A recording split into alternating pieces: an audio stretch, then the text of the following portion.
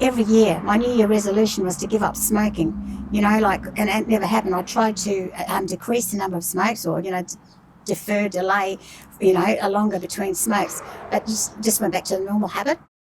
After smoking for about 40 years, I developed asthma. I used to have asthma attacks every now and then, so I had to have medication for my asthma, even when I was having treatment. And once my airways, I felt okay, straight away, I'd have a puff of my asthma puff and then go and have a cigarette. And I think now how silly that was, for me to do that. So, but I guess that's just the power of the addiction of that habit.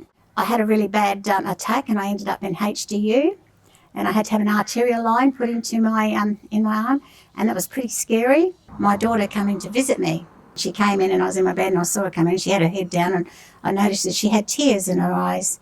And I said, "What's wrong?" She said, "Oh, I'm just really worried about you, Mum. You're smoking." And I thought, that's it. I said, "Okay." I said, "You know what?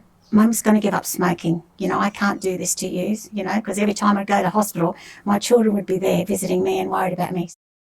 When I quit smoking, I actually, that temptation was there, and I'd have to remind myself, you don't smoke anymore. I'd, come outside to sit down and have a coffee and, I don't smoke. But I'd do other things, have a bicky with my coffee. And when I did give up smoking, I found that, my taste buds, I was getting my taste buds back. Food started to taste really good. And also I noticed that I was coughing up a lot of phlegm. And that happened for a few months and it was quite yucky. But then I realised that was the way that my body was healing and getting rid of all that gunk from my lungs.